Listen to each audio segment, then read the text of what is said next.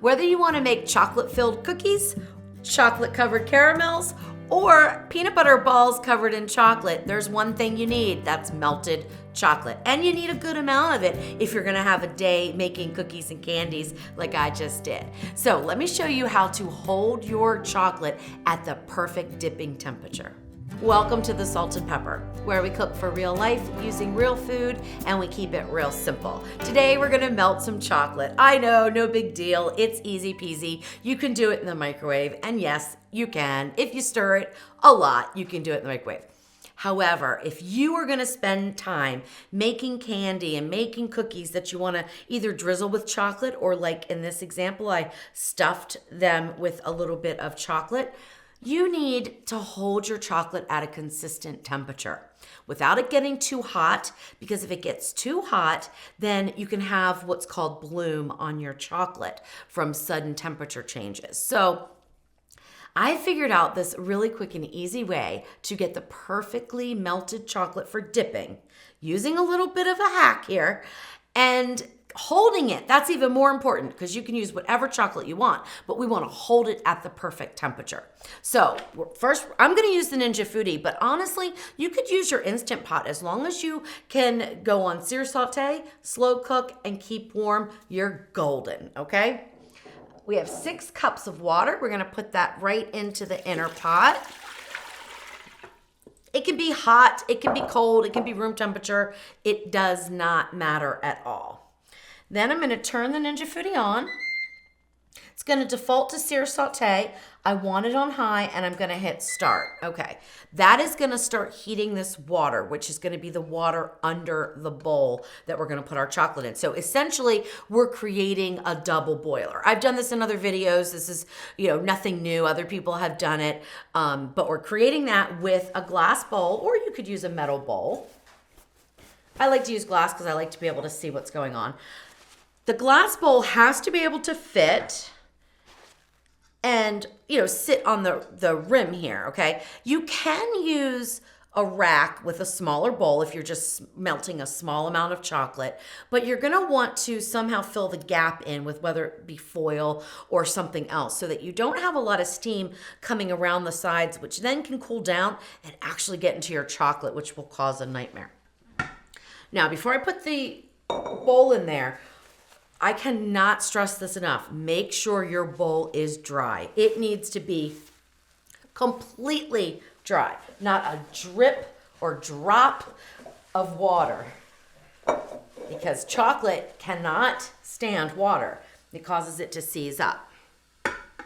All right, now I'm gonna set that on there while I'm heating the water and just give it another little wipe there. And let's talk about the chocolate we're gonna use. This is a little bit of a hack, okay?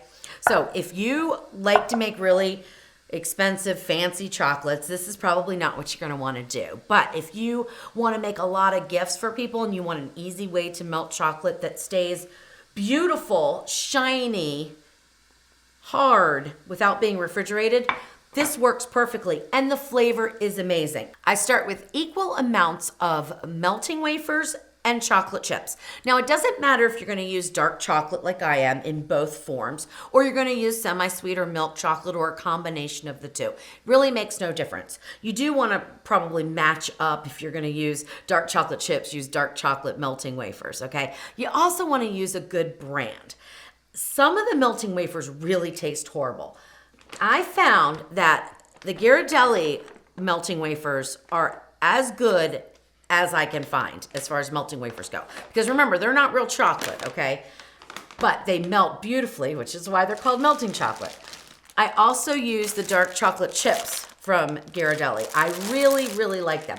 I'm sure I'm not pronouncing that name correctly. Forgive me for that. If anyone knows how to say it, let me know in the comments. So I use equal amounts of both of these. And what happens is you get the meltability of the melting wafer, so it's real nice and smooth and thin and beautiful for dipping. but you get the flavor boost from the real chocolate in the chocolate chips. Now, you can try to melt your own chocolate chips and skip the melting wafers. That's perfectly fine.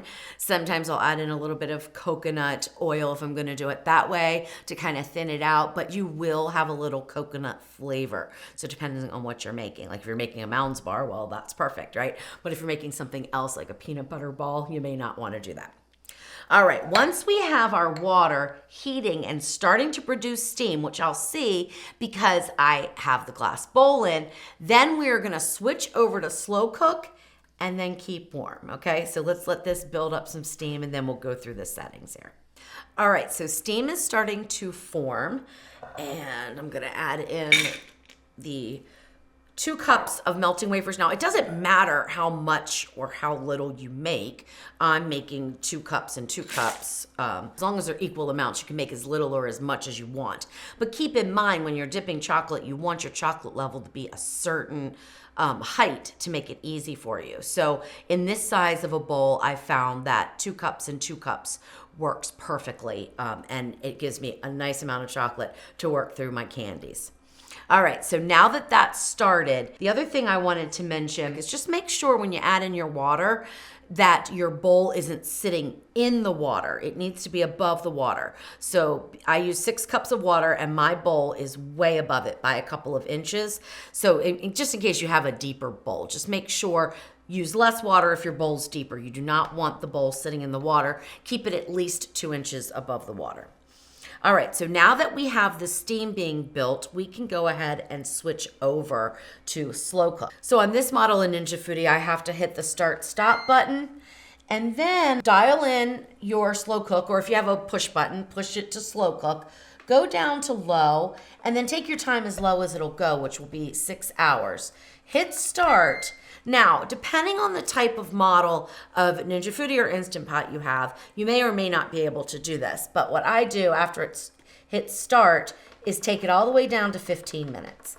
That way, after 15 minutes of this low, slow cook, I will go over to keep warm. Now, another option is to just go directly to keep warm. So if your appliance has the capability of just being able to select keep warm, some do, some don't, okay? So like the OL series, you can't just select the keep warm button. You have to like force it to flip over. And this is a way to do that. But some models, you can just hit it. You certainly can do that and bypass the 15 minutes of slow cook, because all I'm doing there is just tricking the machine to go to keep warm. Now, we're already seeing it melting quite a bit.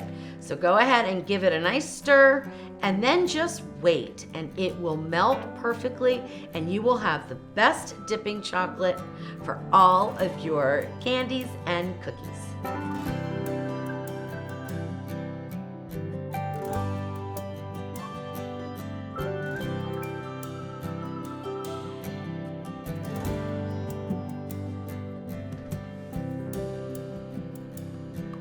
All right, so it takes just about 10 minutes for the chocolate to become the most beautiful consistency for dipping all your candies in.